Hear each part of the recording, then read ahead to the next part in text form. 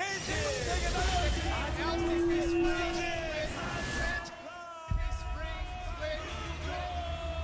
Kingzone Dragon X, who the favorites were. KT Rolster.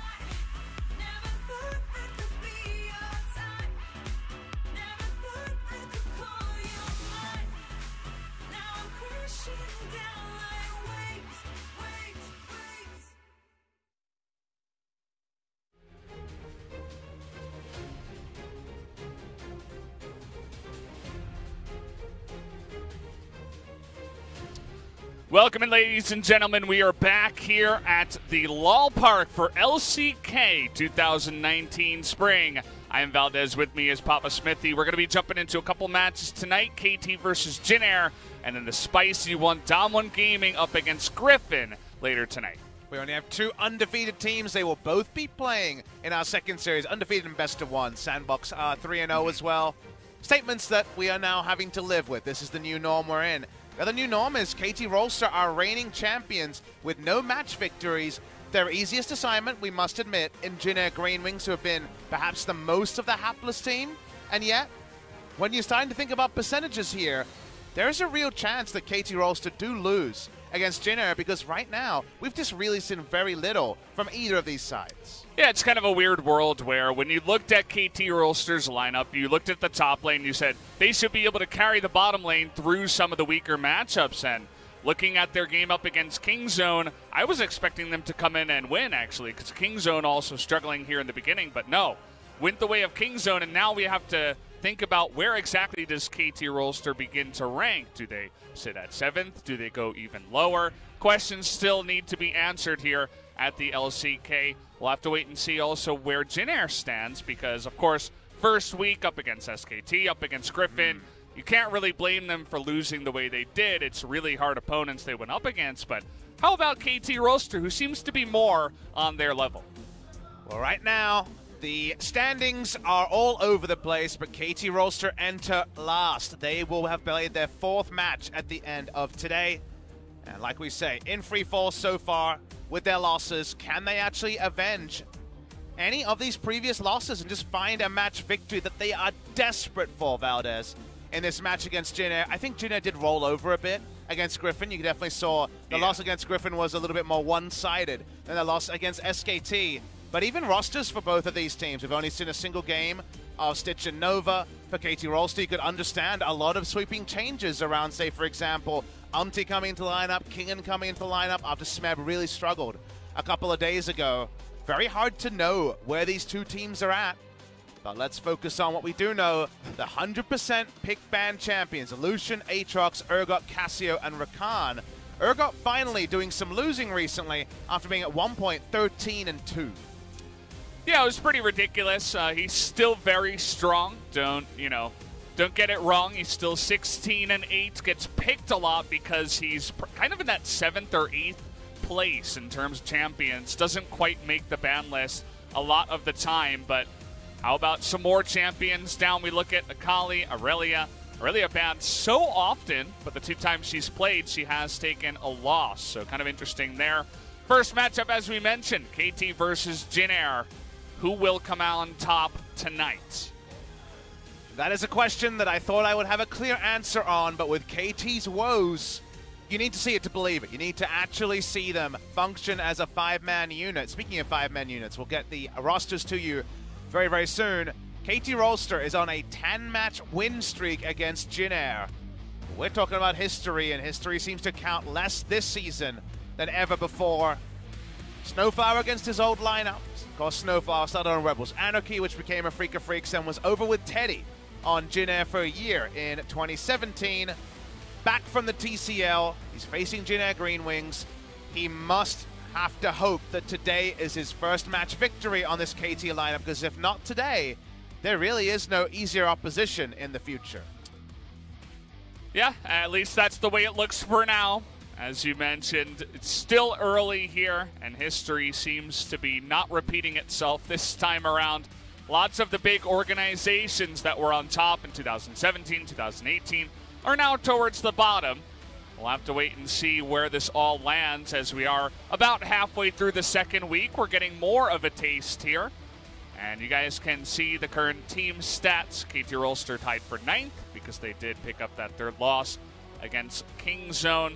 Their stats, though, not sitting at 9th. At least they have a little bit better in terms of KDA and DPM. They're not getting blown out in the game that they're losing, but still have to perform much better to live up to the name that is KT Rolster. Like you say, the name can sometimes be a blessing and a curse when you have the long legacy that KT Rolster does in multiple esports. Let's look over some highlights, but these are going to be short packages, and largely, of course, going to be in losing efforts. This was kind of an interesting one, where Zenit, reading the Jinx, was able to get on in there, take him out. Nice play there with the Yasuo. Definitely feels at times like BDD is trying to 1v9 in this lineup. Something you don't say very often, but BDD coming into this one definitely is one of the big stars of KT. Hasn't been able to fully carry his team just yet. And we thought for sure they would win this game. Game number 1, where they were ahead with a Yasuo teamfight comp in the mid game. It seemed like they had the execution advantage, but just didn't come together there. KT top side hasn't been able to carry hard enough, and while the bot side hasn't been an obvious drain on the team, hasn't been able to find too much there either. For Jin Air, it's going to be even more slight when it comes to highlights. Only 2 matches, both of them stomps for SKT and Griffin respectively. Seconds of good moments, but they're going to want to string together more today when they hit the Rift. Yeah, definitely need some more consistency. You'll notice in those 2 games, the first couple of highlights, it was first bloods on Takan both times. And if they could make that happen again and then actually transfer that into a mid game and get something going, Jin Air would have a lot more success. But still waiting on that one. Let's take a look at the key player comparisons here. Look no further than the mid lane, especially for KT Rolster BDD. Some pretty good numbers, given that they still haven't won a series. When it comes to BDD, though, we know this guy is super good individually. It's just how will he integrate into KT Rolster and the system they have set up at the moment? I'm not really sure on that one. I don't think KT is either, because they've had him on Lissandra duty, more of a utility mage. They've moved him over to hard carries, and neither has really panned out in terms of match victories, as we know so clearly. So I think right now, they have this weapon. To me, even though they mentioned Smeb as their franchise player, I think BDD is their true franchise player. I think this guy is around for a long time. Still very young, despite his already growing legacy. But wielding the power they have into game and match victories is something that has eluded KT. No big smiles on their faces, but during the pregame, we did hear them having some fun in the practice tool. That they do. Snowflower, pretty loud guy. He made himself very obvious here in the studio. We'll see if he can do that here in the main games as we do get going. You mentioned no smiles, but even some somber looks on the faces of KT Rolster. Nothing to be happy about so far. Some of the stats we saw from the key players, BDD is first in kill participation at, I think it was 88.2%. And then actually the CS per minute for Grace was very high. He was second place in the LCK. I would assume that is for mid laners, but definitely some good stuff to look forward to from both of the mid laners here in this matchup. Zenit going to be starting today. They've been interchanging between Zenit and Gango with no real understanding of who the preferred starter is. Speaking of preferred starters, we jump over to Jin Air GreenWings, and they will be returning to Root and Kellen. So no sign of Stitch and Nova. They've only played a single game out of the 4. Grace retains his spot. Chungo played a single game himself. Marung, to me, who we see here, maybe short in stature, but he has been their best player by far, I think, in the LCK so far. Xinjiao was fantastic the couple of times we saw it. So can Jin Air actually put together a game plan and find an early game start? Because like you say, they've had some first bloods, they've had some good moments, but from there, kind of rolled over. Yeah, and the funny thing to say is that this will be their best opportunity up against KT Rolster, the winners of LCK Summer 2018. Sounds funny to say, but definitely not on the right foot here. As KT will see if Jin Air can challenge them here tonight. Excited to see Marong back in action on some aggressive junglers. Linderong also not looking half bad himself, but take a look at the KT Rolster lineup. As you mentioned, Zenit is back in the bot lane. I know some people are talking about the 80 carry role here for KT Rolster. I'm a personal fan of Zenit. Not sure how you feel, Papa. I like the fact that Gango has some other picks, like, for example, the Draven that I think right now can be wielded. I'm actually more interested in the selection of Smeb and Score, because I think both these guys are a bit off the pace earlier in the week. Smeb especially. Just couldn't get the Akali going, seems to be struggling a little bit recently. I guess the glass half full analysis is they want to play themselves into form against Jin Air, but I wouldn't have actually minded seeing King and Umti getting their first LCK games. Would have to agree with you. We were wondering why Kingin came in that one time around, but I feel like we have a bit of a taste of that, as Smeb has not been performing very well, up to the level that people know him as, at least. Take a look here at Jin Air. Root and Kellen back in the lineup. Grace going to be looking to improve his 0.7 KDA this time around. It's hard when you face up against SKT. And Griffin, of course. Should be a fun one. I don't feel like this one is going to go 2-0 either way. But we'll have to wait and see if Jin Air shows up and what KT can bring to the table. And champion priorities here are going to be very interesting for Jin Air, because it's been a long time since they've played. They're the last team to re-debut in week number 2. Other than Damwon Gaming that will play later today. Go straight into it, patch 9.1, Galio the first ban. We finally saw Vayne versus Galio yesterday. There's all those tricky counters into it, but KT don't want to give any globals to the side of Jin Air. You see the Rakan ban, some controversial changes on 9.2. He doesn't have a very grand entrance, it's more of a great entrance, I suppose you can call it. And we'll see if he remains as we do move into 9.2 eventually here, maybe next week or the week after. Macaulay also taken off the table here. More often this week, though, champions like Aatrox are making it through. The Urgot has been first picked plenty of times. Where will KT's priorities be? They've played less Urgot than the other teams around. Smeb hasn't played it. One game for BDD. Scion ban does seem to lend credence to the idea of a first pick Urgot or Aatrox. Certainly feels that way. Jin Air waiting on the last ban. And it is going to be Aurelia, as I mentioned, one of the most banned picks that we do have here. Only seen play twice, it lost both times. But this time, KT Rolster, given the opportunity, will jump onto the Urgot. And they prioritize Aatrox in place of Urgot in the past.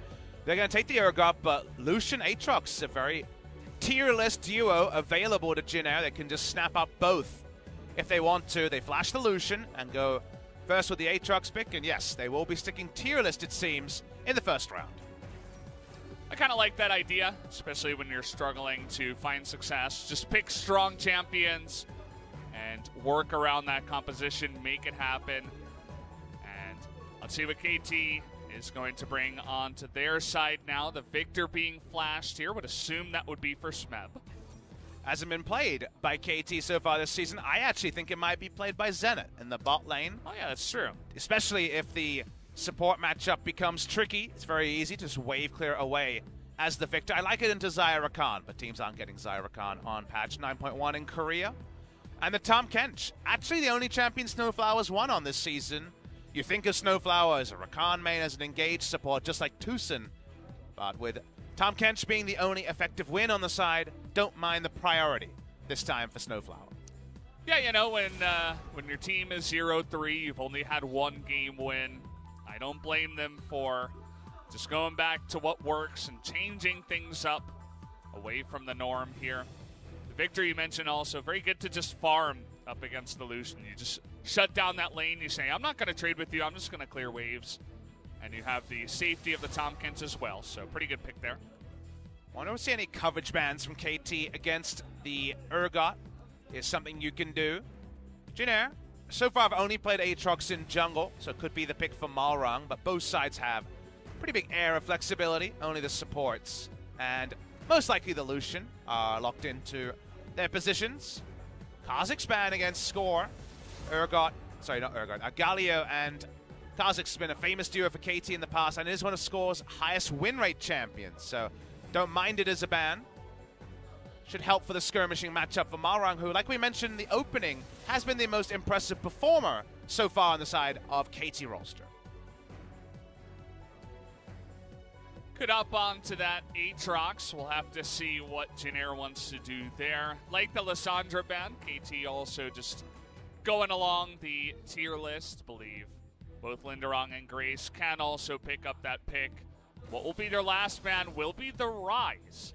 Common pick, after all that. Common pick into Urgot and Aatrox, so in this case, just want to not have to deal with that champion. Jinair, second round. Jungle might be overall fifth pick, because that would extend the flex of Linderong, or you can just go for the Xin Zhao, which is the strongest skirmishing jungler, at least of the champions we've seen so far in LCK Spring. So we'll just be the Xin Zhao here, so it's only a two-way flex for the Aatrox between solo lanes. Action onto KT. Need to reveal where this Victor is going in this round of the draft. Yeah, which means that potentially Smeb would have to pick up a blind top laner if BDD is going to be jumping onto the Urgot. But look at this. LeBlanc is going to be flashed. We've seen some players have success on the LeBlanc. Lava comes to mind, and BDD going to have another shot at the LeBlanc as well. Cool to see him on the LeBlanc. All the resident LeBlanc players are returning to it. Oh, a wow. jungle Karthus hover here. We know already played by a Freak of Freaks, and Score played plenty of this in solo queue. It is certainly not a skirmishing matchup into Xin Zhao. If Xin Zhao gets the drop, you just die. Hovering, extended hover here. Will they lock it in? I wonder, Valdez. The answer's going to be no. They're going to pick up the Jax, actually, which has found some success here. And don't mind that at all. We've only seen one game of it, but looked pretty good. We'll see what Score can do on that pick. It's against the OG Jungle Jax player as well in Malrang, who brought it to LCK in the past. Right now hovering a Lulu. Not sure about these hovers we're seeing. The Karthus would have been very, very risky, and we already know that Jax against Hail of Blades can be very strong. So Hail of Blades Xin Zhao can't just burn you down with nothing more than a red smite, and we do see Lulu. It's going to be Lulu mid as a counter pick to LeBlanc. Last time I saw this in competitive was actually in the World's play-in matches. It was actually played in the play-ins. It was a one-sided loss for the Lulu, but it has historically been a very good matchup into LeBlanc. You need to be a significantly better LeBlanc player than the Lulu player, and there's a very real chance BDD might qualify for that. But all you want to do as Lulu is stifle the LeBlanc for the majority of the laning phase and put in trade damage and negate enemy damage with your shield. And it kind of goes along the narrative we were saying about KT. The one player on the side of this team that has been performing was BDD. And now he goes on to a big-time carry champion. He's tried the Yasuo. This time it's going to be LeBlanc. And why not just throw your opponent's mid laner on a pick that can just negate it, essentially. Just put it to rest and say, no, you're not going to be available to carry. You're just going to get polymorphed in. Hopefully, Jinair, for their own sake, they can kind of polymorph BDD and hopefully push him out of the game. That would be definitely one of the things I'd be talking about up against KT nowadays. Polymorph has some pretty insane value against Jax as well, because remember, no consistent damage dealer on the side of KT. No 80 carry on this lineup, with Victor being flexed to the bot lane role.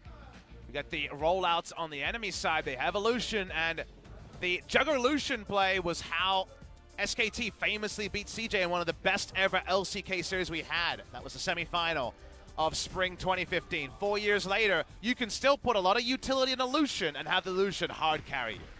Here we go, guys. Game number 1 will start now.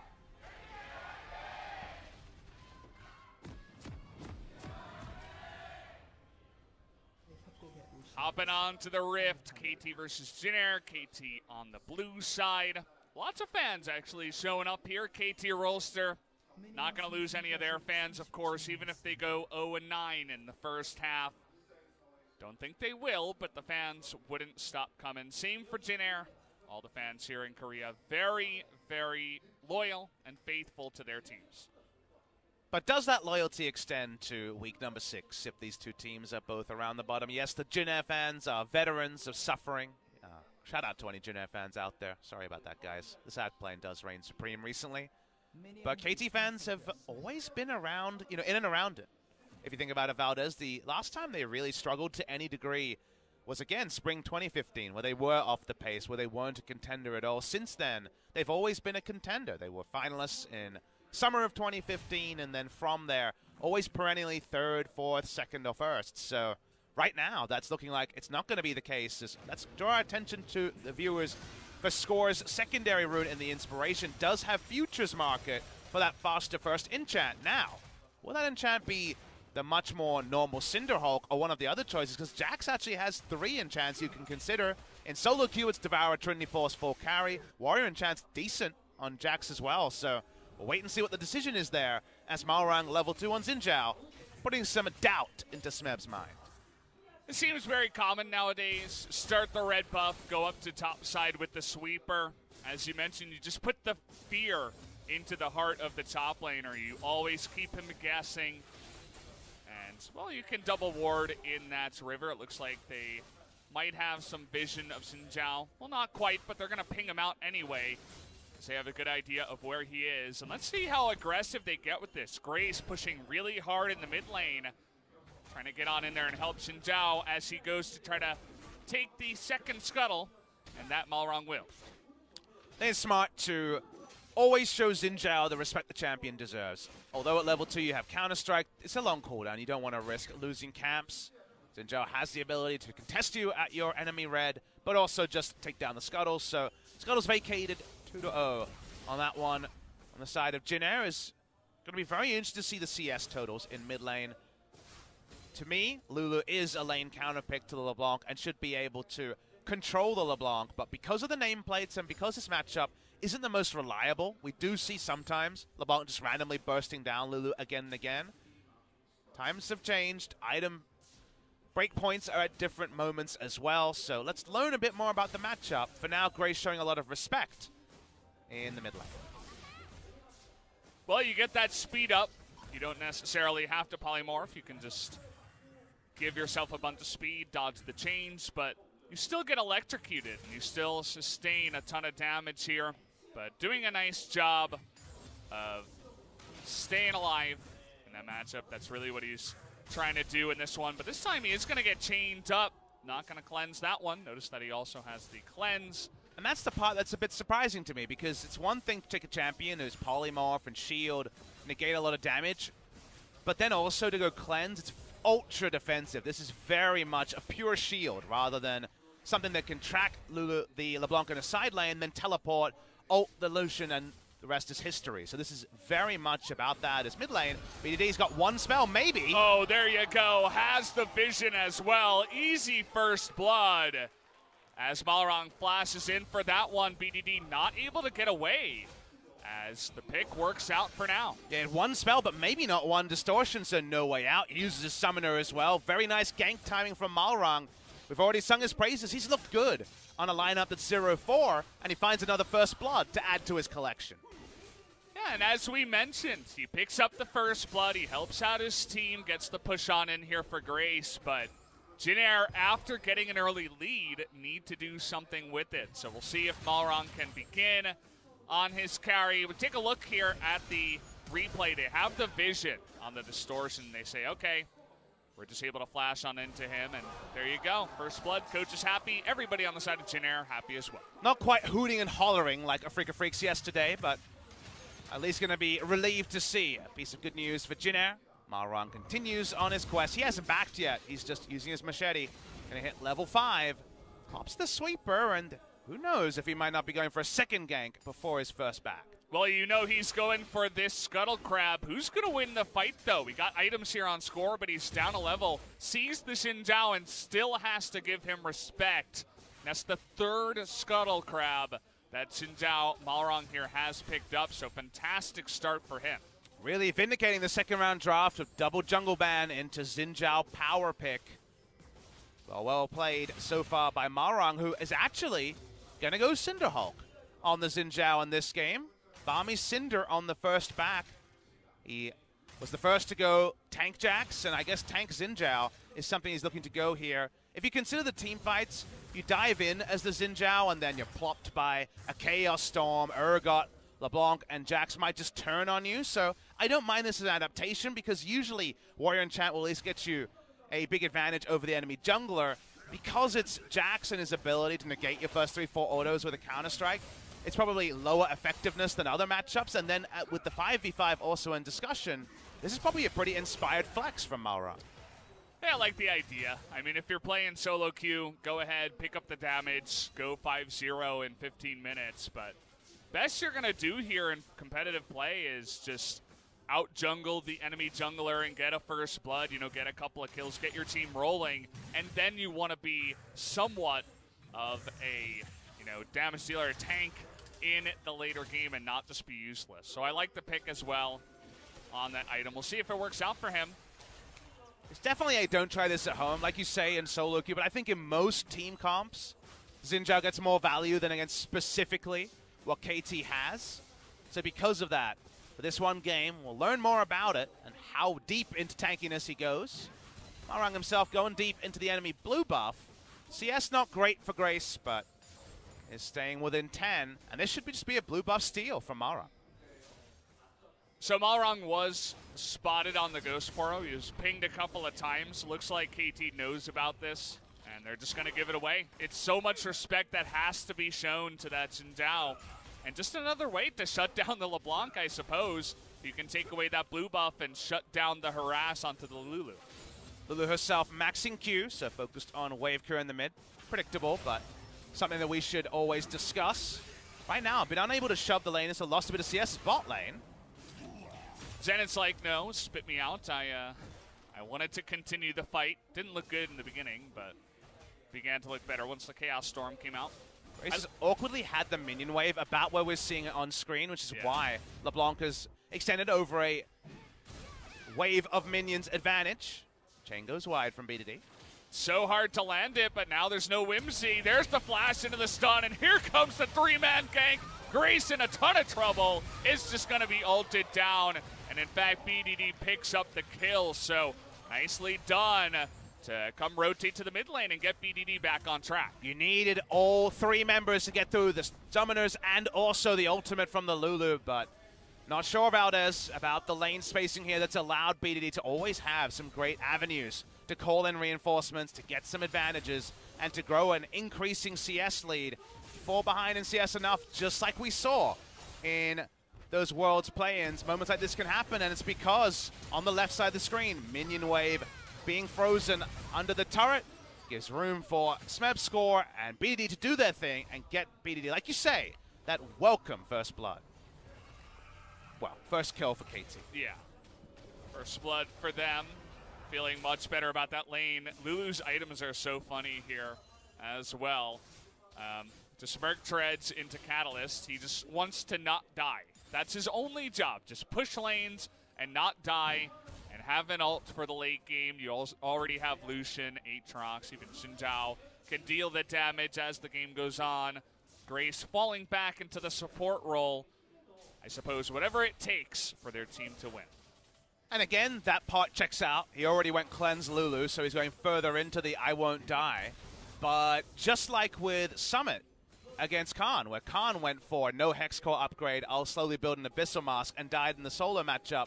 Problem here is In the mid game, he's going to have Merc Treads. Let's call it a Rod of Ages, just because there's not a lot of magic damage synergy here, but maybe just a Abyssal Mask, we're not to know. But we'll say Rod of Ages, and then half of his third item.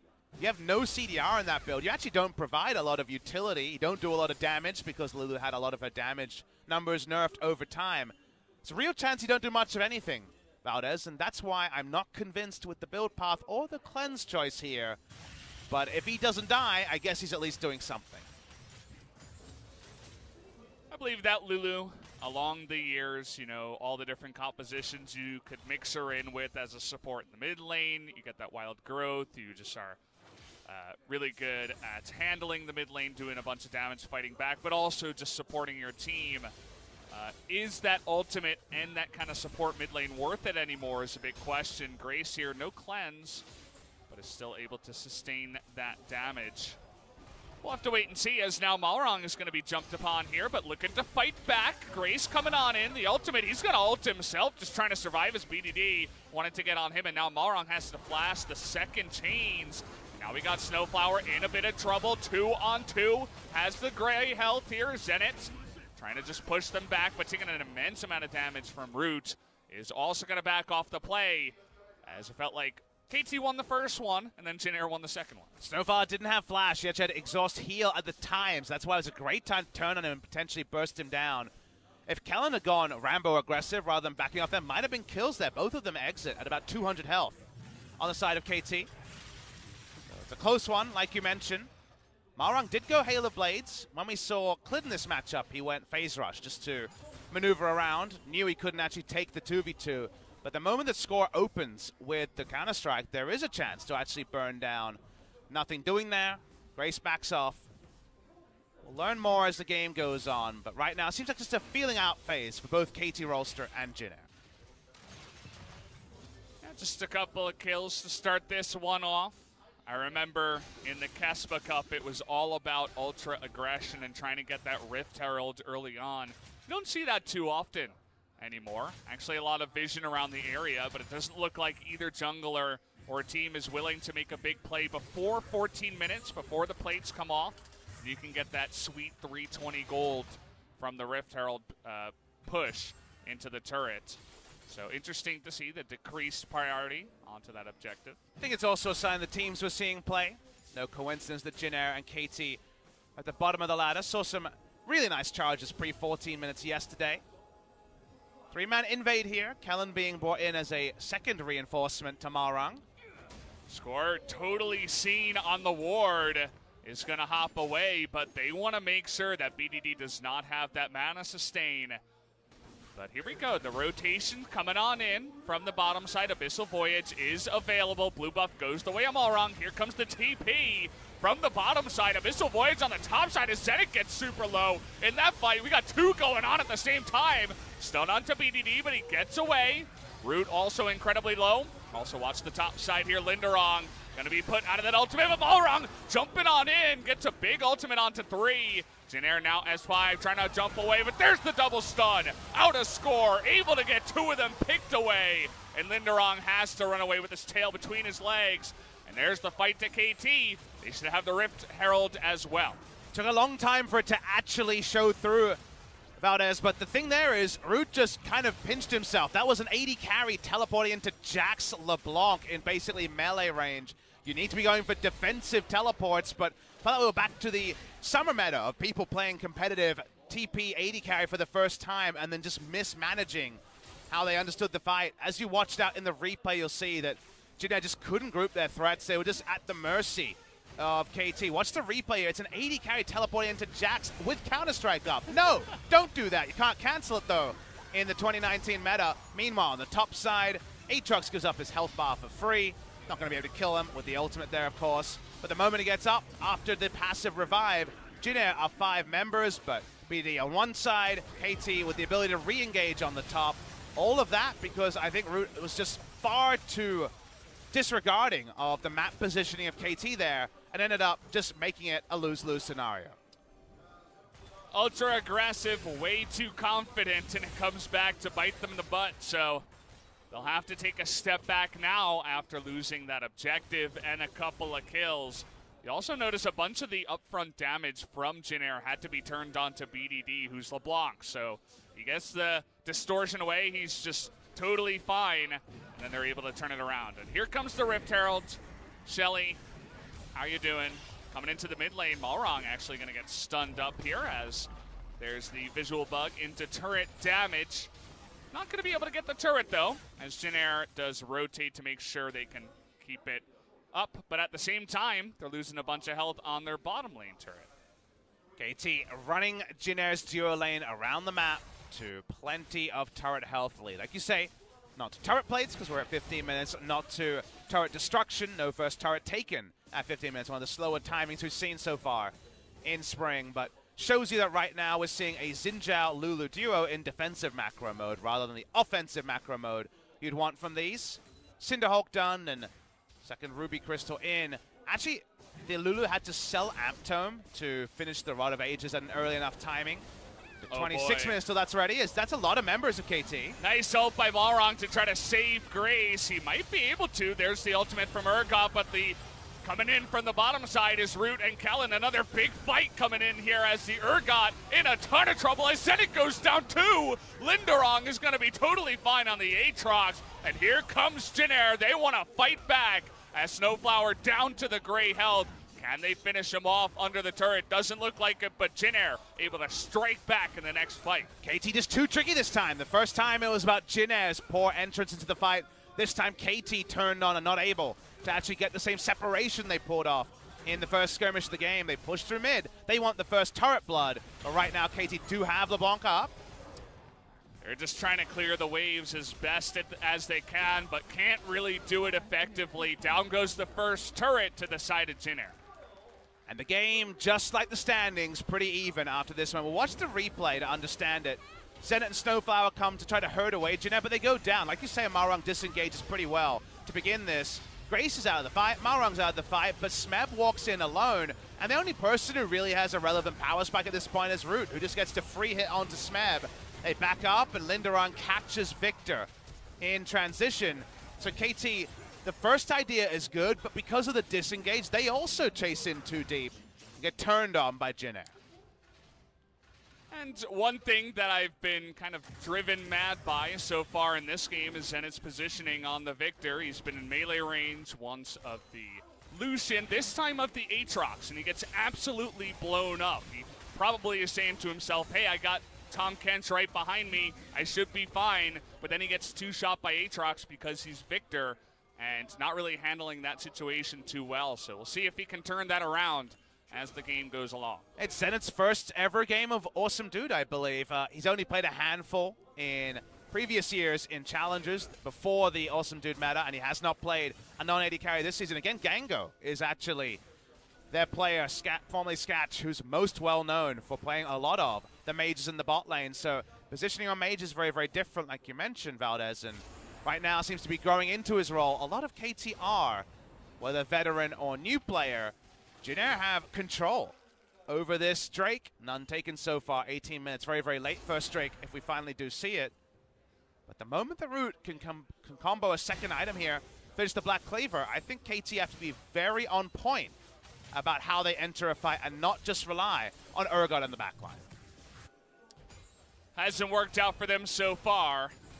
And it does feel like both of these teams are not willing to give up the Drake as it's 5-on-5 in the bottom side towards this Cloud Drake. Scuttle here is taken, and Zenit in a lot of trouble once again, has to flash away. There is the Devour, and now Linderong once again distracting the rest of the team as Snowflower and Zenit are going to go down towards that Cloud Drake.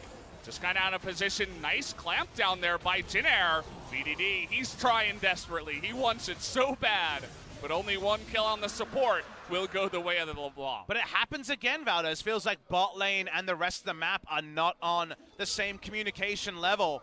They just get taken down. This time Zenit had flash, but nowhere safe to flash to, and Tom Kench easy to go down to. If you have Aatrox in the backline, he's got the revive. He's able to buy time, but he might be dead anyway. BDD has so much damage, is able to distort away from that one. There is the stun.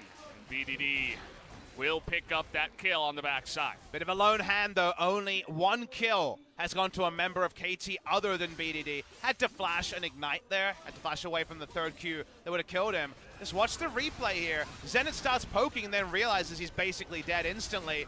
Xin in the front line, no answer to it. They turn on to Aatrox. That's all KT can do. But unlike Smeb, who falls in this scenario in the previous fight, not possible to take down Linderung at the start, and all that BD can do is mop up some kills after the mess that was laid in the start of the fight.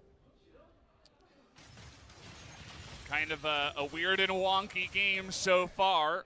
Still only the one turret in the mid lane has gone down. Only one Drake as well. Feels like both of these teams really struggling to get their macro play underway. We'll have to wait and see if BDD on the LeBlanc can carry. He's pretty insanely fed at this time. 700 gold bounty as well.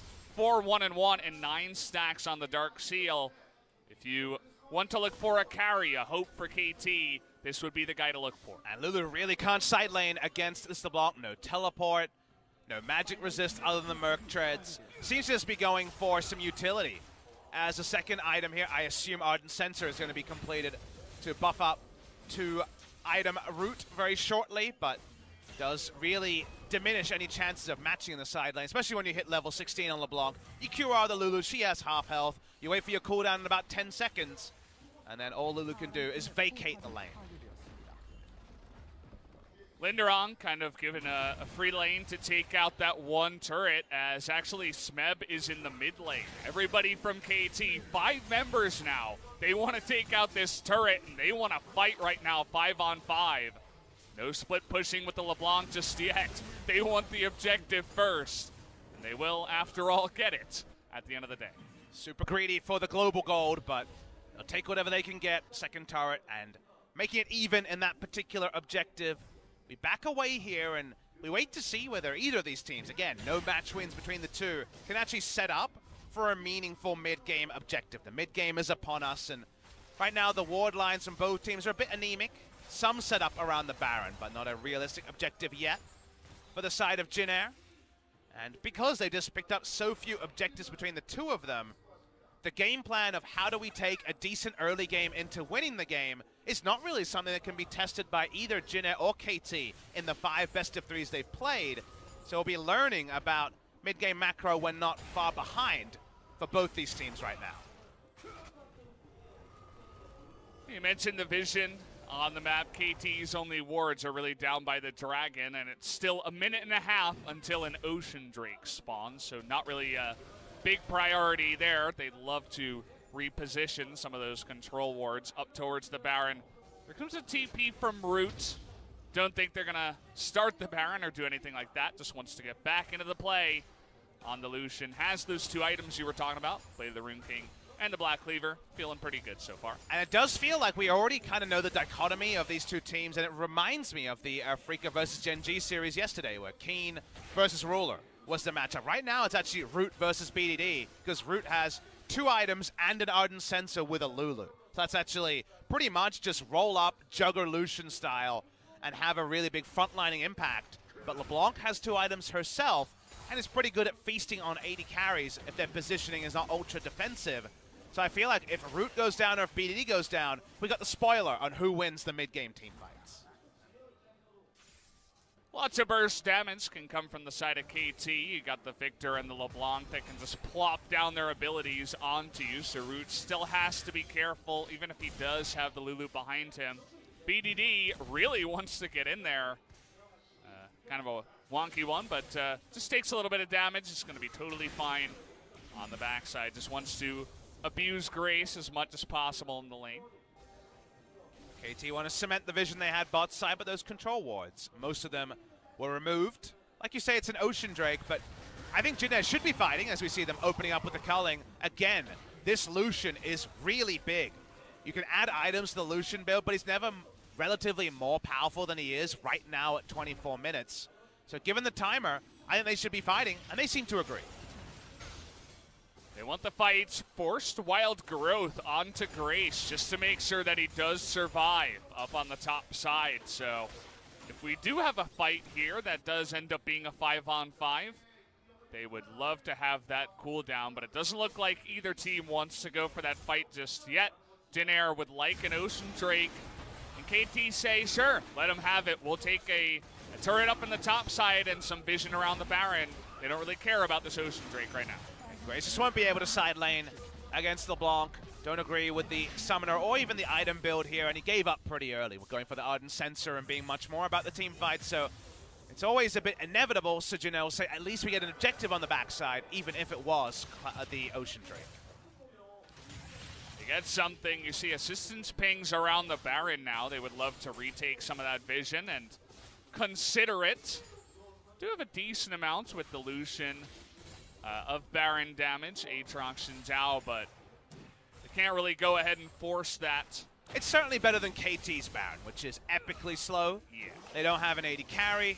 The Jax doesn't have any real damage items finished just yet, so KT are about Baron turn, and even then their Baron turn isn't great. They're much more about 1-3-1 and getting picks in the enemy jungle.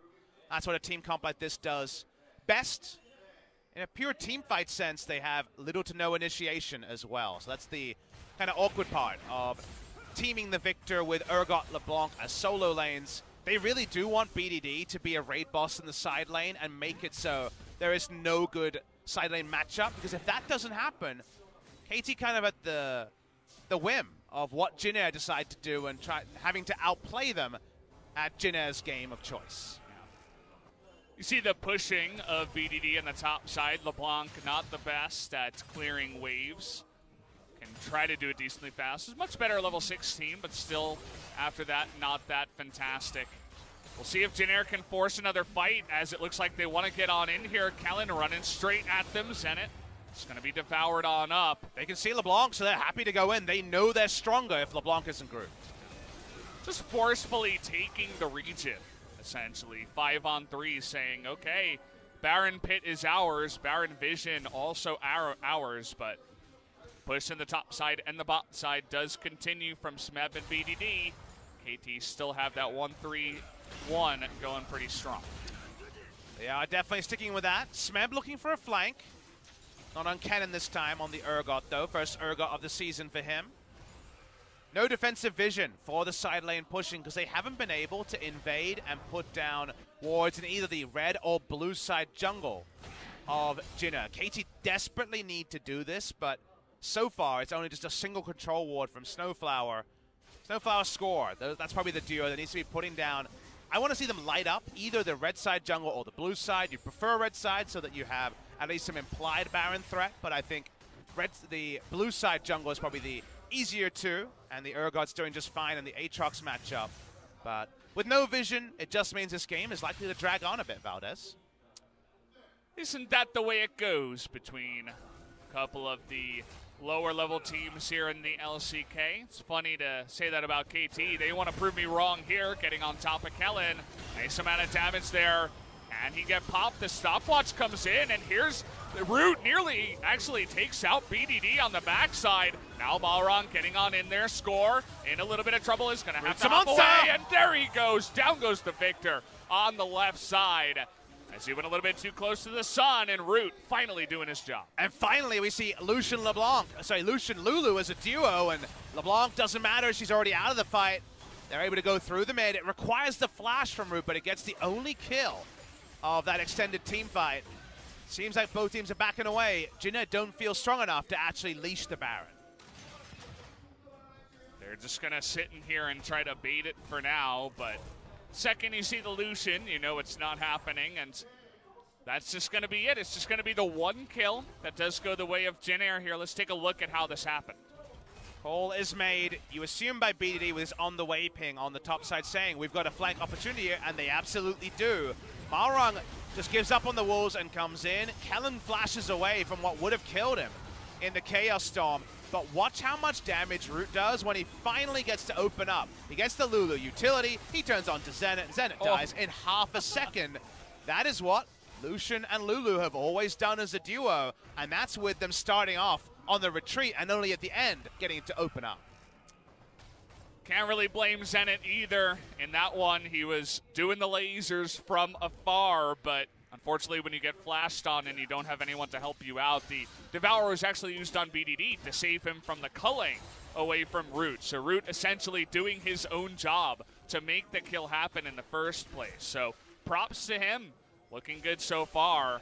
We'll see if he can continue it. He's picked up a Maw, actually, as his third item. Wants to deal with BDD and Zenit and all their magic damage. What does it tell you that he wants to do? It tells you that he is going to frontline. It will be the Jugglution, and I was kind of saying that because people remember it as a term. Juggermore, of course, very famous, but originally you say in the early game especially, well, Aatrox and Xin will be the front. It's not actually a Jugger composition. If you're going more of Malmortius Lucian with this Lulu, you are frontlining. So that's going to be super fun to watch, and that's what Lulu and Lucian could do. It allowed Lucian to use every Relentless Pursue for attack canceling, for the maximizing of damage rather than defensive positioning. Seeing the opening up here, do notice that Lulu is not grouped. She was dealing with LeBlanc. LeBlanc's going to get there first. Trying to hop on into Kellen now. Root is going to get exhausted, but still doing a lot of damage. In goes Linderong, trying to pop him, but here's BDD into the back line. Is able to get one. Chains go onto the Aatrox. He's forced to retreat as well. And this time around, the fight will go the way of KT as the stun comes in and they are able to disengage. With LeBlanc there first, they win the fight, but notice this, Valdez. They can't actually start the Drake because Lulu finally joins, and it gets more tricky. Scores over the wall. They're going to try. Jinez's not grouped. Oh boy, BDD does a nice chunk of damage to Root, and there's the TP into the backside by Smeb. Is able to take out Malrong.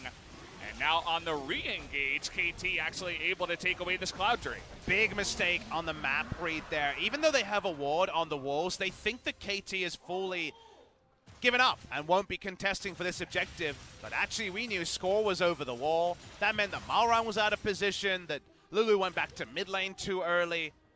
Unfortunately, that was the 10th place scenario coming to life because the start of this fight is very even. It's being won by Jin Air, but in the 4v4 they're winning. The 5v4 is what happens at the end. BD comes in, gets the only kill, adds to his kill score.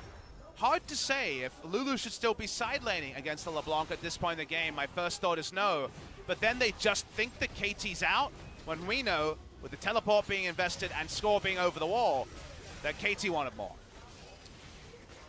They do get a couple of more. They take out Malrong and Kellen in total in the fight here. I know some of those members that needed the scaling are beginning to get even stronger. Urgot's getting to that insane tanky phase. He can tank a lot of the culling and the front line against the Lucian if they do fight front to back. And also now Jax is picking up some items, has the Trinity Force, and does have the beginnings of Asterix. So we'll see if he can make it up to that 3-item phase. The Jax beginning to get stronger and stronger.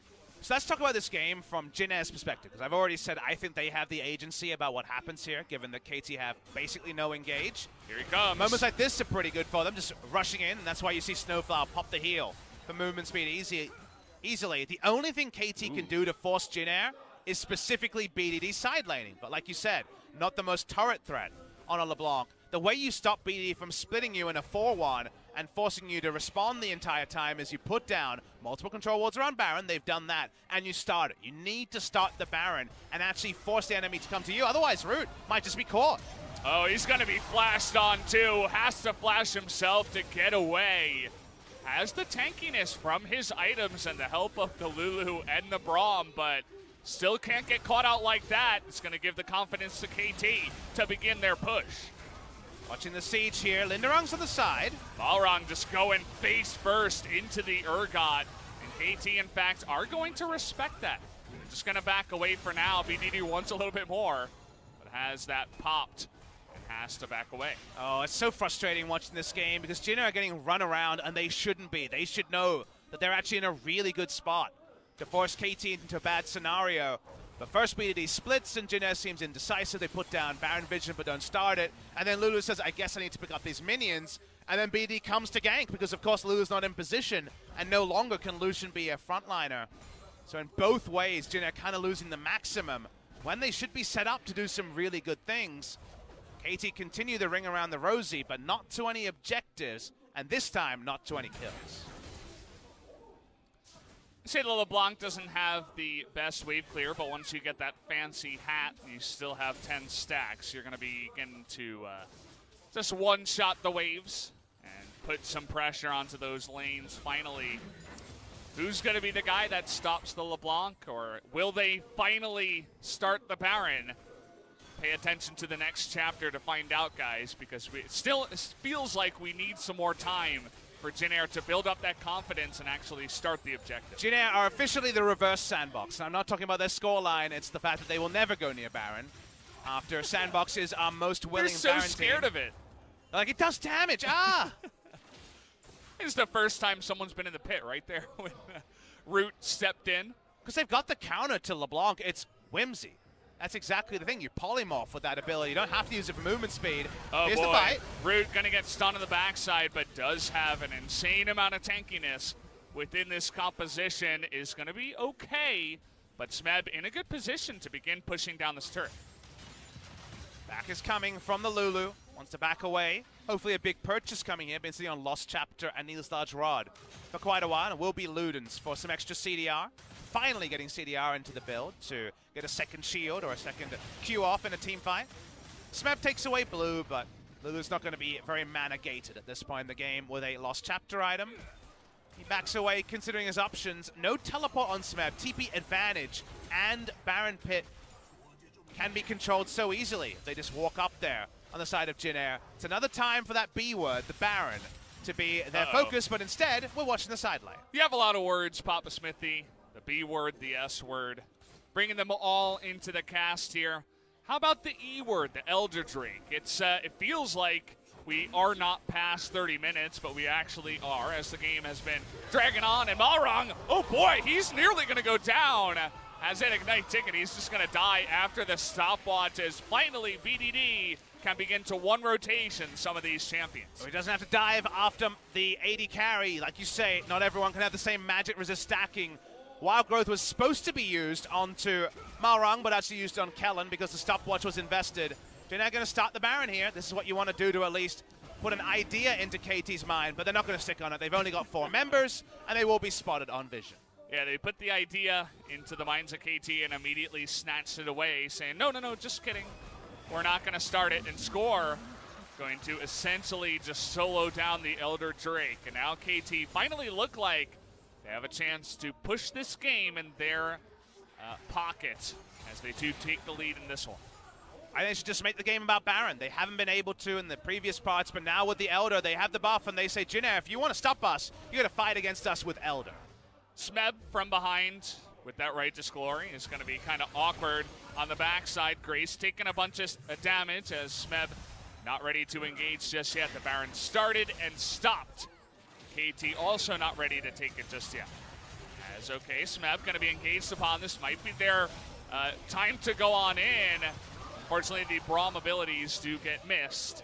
And unfortunately, no stun does come in. So the Devourer gets in there, trying to blow up Root this time around, but the shields are there to keep him alive. As over 100 magic resist and Lulu grouped, so is able to push up. What's Jin Air's next move going to be? Again, they have to find a way to get some control on the map. Right now, they put down a single control ward. They don't feel strong enough to actually face check the pit. So a couple of backs are granted the side of KT. Look at all the armor that's been stacked by Smeb. He has the Thorn Mail, Adaptive Helm, and also further armor on top of that. KT teleport back in. Couple of sweet hats done. Jin Air can't afford to get picked, but the pick damage is getting pretty crazy. We're going to reset here at 38.5 minutes as BDD returns to the side lane. Has the blue buff now, so actually does have a lot of ways to just continuously clear that wave up on the top side. Still looking for Root here, but can't quite grab him on the mid lane. When will KT actually build up the courage to start this Baron? They're running out of time with their Elder buff. There's only 30 seconds, and BDD is backing, so it's not going to be anytime soon. Baron damage, like we said, pretty low on the side of KT. So it seems like right now they're not going to do that unless they're in an outnumbered scenario. Jin Air going as 5. Well, it's 4 in Lulu, but you get my point. Trying to clear out the vision. they just feel very defeated in terms of how they're positioning on the map. Super, super defensively, and gold lead 6,000. Lucian's strongest part of the game has been kind of evacuated without any advantages onto the side of Jin Air, and yet you still feel like Jin Air can battle back in this game. It's not impossible. We've seen KT lose from what was a very winnable scenario against Kingzone in that previous series. They still don't have an AD carry. They are still very much about burst. 2 hats for the side of KT now, as Victor also has the Rabadons completed. The game is far enough along that a lot of the members on the map have nearly completed their full item builds. A lot of flanking attempts here from KT. See Smab on the right side now. Score trying to do that and protect BDD in the top lane push, but still no turret, and now it's BDD and Score up against Grace, not quite able to burst him down. In comes Linderong. They're going to try to go for the fight, but Score is going to respect it and flash away. Root clearing in the mid lane. Just about vision. There's really little new happening in this game. I'd love to give you more insight, but it's just a lot of Jin Air already feeling that they are looking for a KT mistake, and KT fishing but not being able to actually cement a kill. That would mean Baron could be started. Here's Smeb fishing. Trying to get on top of Root here. That's the big objective. He gets pretty low, but will survive. And they're not willing to dive that one, especially with the TP coming in, so Root is going to be saved, although he is pretty low. A lot of summoners down. Grace's ult down for a couple more seconds. Is now the time for KT to look for more. They're thinking about it. They're considering, are we going to start the Baron? Are we going to defend the mid lane push? Caught between a couple of different decisions, and do notice that Wild Growth is available again. Here comes the flank again. This time Score going one-on-one onto Malrong, not able to jump on in, and Root beginning to frontline there against the Jax with no counter, and there he goes in. Kellen going to be picked away by BDD on the top side, and Root is just going to be pulled into his death as finally they're able to get the play onto the big carry of Jin Air, and now KT will finally go towards the Baron. Those were the picks they were looking for, especially Root going down to the Fear Beyond Death. Try again was what KT had to do with the team comp they had. They get over the team comp hump with a couple of nice picks, and this should be a quick Baron to the side of KT. After all, no distractions here in the Baron pit. Takes a bit long, but they make it happen. BDD picks up another kill for himself, now 6-1-4. Let's take another look at how Root gets caught on the front side. In the mid game, you're just making about the Jugger Lucian, but how many times have we seen Wild Growth used on Lucian? It always has to be used to save someone who goes a bit too far. This time it's the support. From Q accuracy has been off, and positioning in moments like that been off as well. Able to chase and get that second kill here. Just nothing's coming together. It's not jiving, and it feels like Jin Air have selected a mid-game comp, not really known how to pilot in the mid-game, and now it's coming to the point where KT have enough items to just throw their face at Jin Air again and again, and eventually pick up a Baron, and you'd assume the game after too much more time. Yeah, we're getting there eventually. Double Void Staff now on the side of Zenit and BDD, as in fact the Victor had the most damage in that last team fight. A lot of that was just dumping everything he had onto the front-lining Lucian and eventually getting the job done with the help of his friend Urgot. They get the pick, and they get the Baron, and the push will come in, and nobody on the side of Jin Air is strong enough to go up against BDD. Now Score can be a side laner as well. See Jax on the top side taking down inner turrets with the Baron buff. I believe he has Trinity Force too, but I might be telling you a lie. So able to have plenty of threat. He can even solo down carries. So speaking of soloing down carries. That's why nobody can really side lane against BDD. Thankfully, he doesn't have blue buff, but it's not going to matter as KT Rolster is going to push 3 inhibitors. Maybe rotated into a, well, 2 inhibitors into a third one perhaps, but in fact, Linderong pretty tanky himself with his own Guardian Angel on the top side. They'll stop at 2 as KT up about 10,000 gold, feeling pretty good about this game. Definitely agree, Valdez. I think they got this one in the bag at this point. It took a long time to come together, and it required a lot of inaction from Jin Air that I don't think other teams would have been guilty of in the LCK. This would be the second Elder, remember? the stacking buff is still there on patch 9.1. Oh boy, Kellen getting lasered down as now Zenit. He wants to be the frontliner as well. They're gonna back off of that Elder. There's the 4-man stun from Score as he gets into the back line. And here is Smeb. It's going to be a total rout of a fight this time around. Double kill on the side of KT. Linderong has to be killed 3 times as he is the Guardian Angel Aatrox, but they're not even gonna bother. They're just gonna push in and finally take game number 1. Finally, the game will end. 45 minutes it took. KT Rolster gave themselves a tricky one with a draft that made it hard for them to actually grow a lead. They just waited and waited, and Jin Air, unfortunately, they return to their old game plan. They wait alongside KT. They couldn't afford to do that, and it doesn't matter how big Lucian was, KT Rolster will take game number 1. Took a little while, but eventually BDD and friends were able to take out the enemy team. It's kind of what it feels like on the side of KT Rolster. The LeBlanc pick definitely working for BDD, and the counters that Jin Air brought into the game not showing up to the same level. Little pat on the back of Zenit, who had a rough early game, but eventually turned it around on the Victor. We'll see if KT can build some confidence after finally taking another win here in the LCK. And I think they have to be glass half full about that game. If this is KT on a 3-game win streak, then you're like, okay, a lot of things to work on here. Unsure if we were playing it out correctly. When you have no wins, then it's just, we won a game, guys. Let's feel good about that. So hopefully they can parlay that into more confidence into game number 2. When it comes to Jin Air, I think you just need to change your ideology. We weren't sure about the Lulu, even though it's historically been a good matchup into the LeBlanc. We saw the cleanse and got worried, and they just never grouped and tried to make something happen. They grouped and backed away whenever BDD decided, almost felt like BDD was deciding whether Jin Air was going to group or whether they were going to go into a 4-1 territory. That meant that when the Lucian was the strongest, they weren't getting any value out of it. And by the end, any mistakes would be a LeBlanc or Victor pick, and the game goes the way of KT. Yeah, nice, interesting pick and ban there as well. It kind of felt like KT Rolster did want to bring in the LeBlanc from the beginning. They banned out the Galio as well, first ban in that one. But we're going to take a look at the MVP. I wonder who it's going to be. Would have to give that one to BDD myself. We'll go over the stats now. The MVP comes in that later part of the show. But yes, I think BDD are going to pick it up very obviously here. The numbers will be interesting just because the game felt eerily even though the gold lead was about 5,000 or 6,000 to the side of KT. I was still waiting for, where is that frontline Lucian? He does a lot of damage here, 27,800, almost 40,000 for Victor, but 40,000 for Victor with his ability to poke frontlines, like you say, that's one thing. Over 30,000 for a LeBlanc is actually a really big damage total on the side of KT. For a 45-minute game, for about 25 minutes, the game was no significant gold lead either way. It only got extended around the 28 to 30-minute mark, and eventually, KT proved just too good.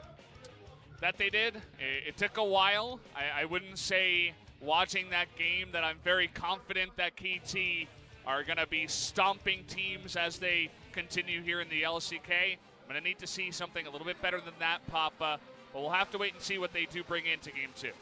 After the break, will we see a big change in drafts from either team? There's good reasons and good arguments for yes.